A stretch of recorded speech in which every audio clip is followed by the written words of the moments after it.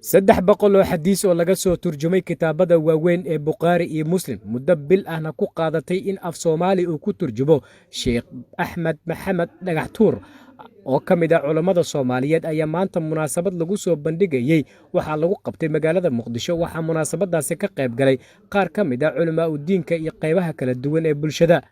muhiimadda gaarka oo ay leeyihiin kitaabada uu af Soomaaliga ku turjumay Sheekh Axmed Maxamed Dhagaxtuur iyo waxyaabaha ku kalifay in uu turjumo ayuu ka hadlay. buuggan waxa uu dhiirigeliyay bilxaqiiqa markaan arkay bulshada Soomaaliyeed inay u baahan yihiin axaadiista nabiga sallallahu alayhi wa sallam in loo turjumo oo afkooda hooyo. diintana waxay maanta aad moodaabo sida adduunyada ay noqotay tagaway qofka mar wax dheer wax yar oo gaaban oo tagaway roo marka wax yar oo kooban u qaadanaya marka waxaan isiri warnay wax yar oo kooban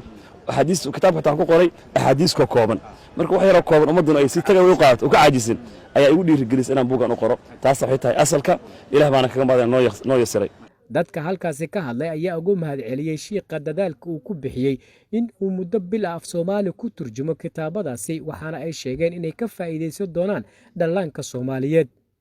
wixii la xifdiyo wuu fakadaa wixii la qorana wuu sugnaadaa marka 300 ee xadiis gaagaaban waxaan u rajeynayaa insha Allah taala Sheekh Axmed ay noqdaan ma kutiba qarra waana meesha ay baahidu ka imaatay in wax la qoro dadkeenii hore ay ka dareemeeno ruuxaanta aad ugu faraxsanahay maanta 300 oo xadiis rasuul sallallahu alayhi wasallam kamida oo walaal uu noo soo kulmiyay kitaab kutubtiisa kamida juhdiga uu galiyay ruuxaantii inaan ilaaho jazaakallahu khayran sababtoo ah waxa weeye inta uu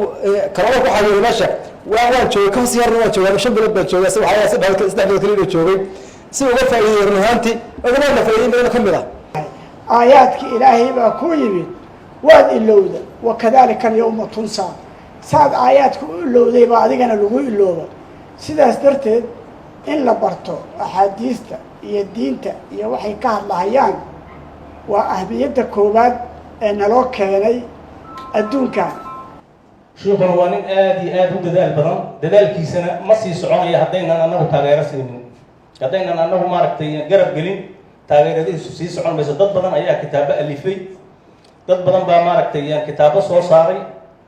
laakiin isagu kitaab maaragtay aad maaragtay dadka u anfacaya oo aan jecelnahay in guri walba oo qof Soomaali uu leeyahay laga helo kitaabka ayuu maaragtay qoray ayuu macnaha maaragtay turjumay marka walaalkay waxaan leenahay jisadiisa Ilaahay khayr ka dhigo. runtii buuggan waa buug aad qiimo ah waaye faa'iidana u leh caruurta khaasatan caruurta hooyooyinka guriga jooga ogteed qof walba Carabiga kuma hadlo marka Soomaalidu waxay ku hadlaan afka Soomaaliga in wax loogu sheego wax loogu sharaxana hadda waxay faa'iideynaysaa inay maartay soo kordhinaysaa faham khaas iyo maartay si diib in loo fahmo. dhalinyarada inta badan waxbay akhristaan marka saadaradeed kaalin muhiim leh ugu jira ma leeyahay sheekana maadaama nin dhalinyaro anigana waxaan ka qaataa xitaa dhiirigelin waan ku daydaa. sanadihii la soo dhaafay waxaa soo badanaya aqoon-yahanada iyo culimada diinka Soomaaliyeed ee afka Soomaaliga ku turjubaya buugaagta iyo kitaabada cilmiga kuwaasi oo ku soo bandhigaya qaybo badan oo ka mid ah dalka Soomaaliya. Cabdicasiis Ibrahim Axmed, TV Universal, magaalada Muqdisho.